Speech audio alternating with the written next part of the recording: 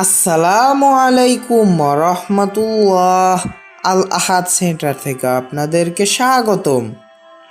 গত পর্বে আমরা সূরা আন-নিসা সমাপ্ত করেছি। এখন আমরা নতুন সূরা আল মায়েদা থেকে শুরু করব। আজ আমরা সূরা আল মায়েদার 1 থেকে 10 নং আয়াতের বাংলা অনুবাদ ধারাবাহিকভাবে আপনাদের সামনে উপস্থাপন করব ইনশাআল্লাহ। আউযু বিল্লাহি মিনাশ শাইতানির রাজিম। বিসমিল্লাহির রহমানির রহিম। হে ঈমানদারগণ, তোমরা তোমাদের ওয়াদাগুলো পূরণ করবে। তোমাদের উপরে চতুষ্পদ গৃহপালিত পশু বৈধ করা হয়েছে, উহা ব্যতীত যা তোমাদেরকে পাঠ করে শোনানো হয়েছে। কিন্তু এ হারাম অবস্থায় স্বীকার করা বৈধ মনে করবে না। আল্লাহ যা ইচ্ছা করেন তার প্রতি তিনি আদেশ দান করেন। হে ঈমানদারগণ, তোমরা হালাল মনে করো না আল্লাহর নিদর্শন সমূহকে এবং সম্মানিত মাসগুলোকে এবং না কোরবানির পশুগুলোকে এবং না বেল্ট পরানো পশুগুলোকে এবং না সম্মানিত গৃহে মসজিদে আশ্রয় গ্রহণকারীদেরকে, যারা তাদের রবের অনুগ্রহ এবং সন্তুষ্টি অনুসন্ধান করে। যখন তোমরা ইহরাম মুক্ত হবে তখন তোমরা স্বীকার করো, তোমাদের প্রতি কোনো জাতির বিদ্বেষ তোমাদেরকে যেন পাপে লিপ্ত না করে, যেমন তারা তোমাদেরকে মসজিদে হারাম থেকে বাধা দিয়েছে, এজন্য তোমরা যেন সীমা লঙ্ঘন না করো। তোমরা একে অপরকে সহযোগিতা করবে সৎকর্মে এবং মন্দ হতে দূরে থাকার ক্ষেত্রে। তোমরা একে অপরকে সহযোগিতা করবে না পাপ এবং সীমা লঙ্ঘনের ক্ষেত্রে, এবং আল্লাহকে ভয় করো, নিশ্চয়ই আল্লাহ তাআলা কঠিন শাস্তিদাতা।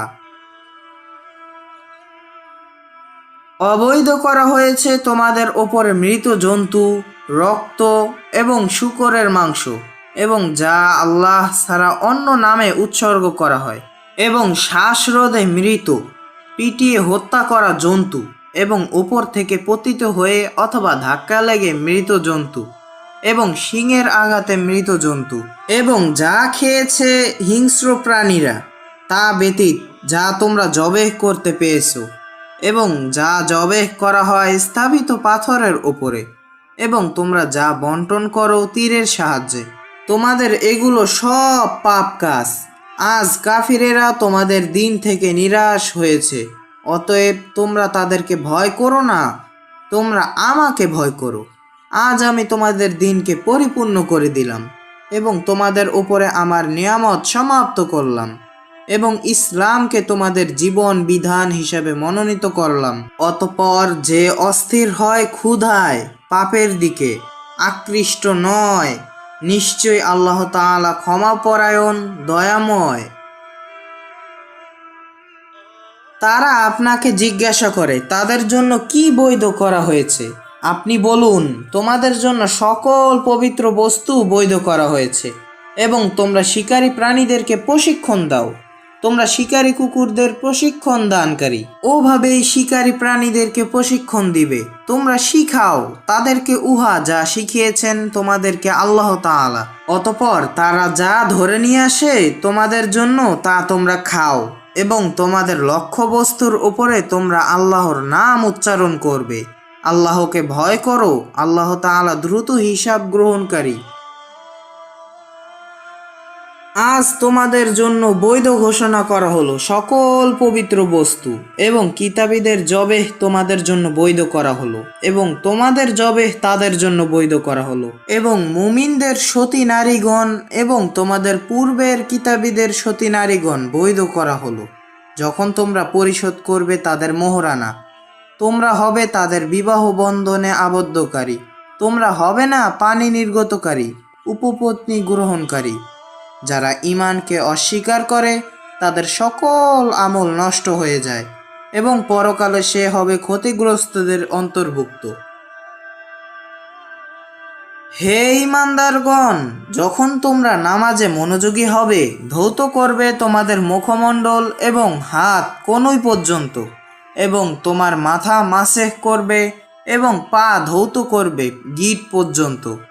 তোমরা অপবিত্র হলেই পবিত্রতা অর্জন করবে।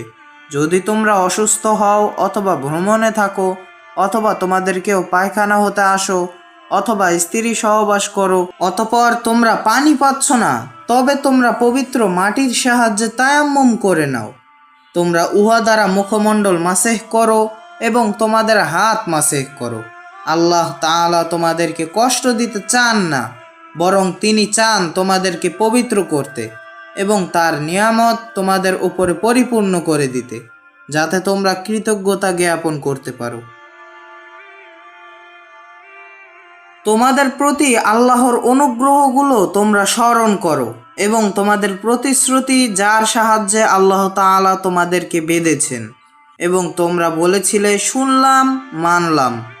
তোমরা আল্লাহকে ভয় করো, নিশ্চয়ই আল্লাহ তাআলা সম্পূর্ণ অবগত যা আছে মনের মধ্যে।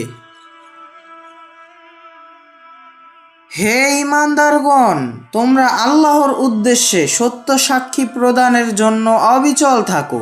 তোমাদের প্রতি কোনো জাতির বিদ্বেষ তোমাদেরকে যেন অপরাধের দিকে না নিয়ে যায় যে তোমরা ন্যায় বিচার করবে না। তোমরা ন্যায় বিচার করো, এটি পরহেজগারীর নিকটতম। আল্লাহকে ভয় করো, নিশ্চয়ই আল্লাহ তাআলা বিশেষ অবগত উহা যা তোমরা করো।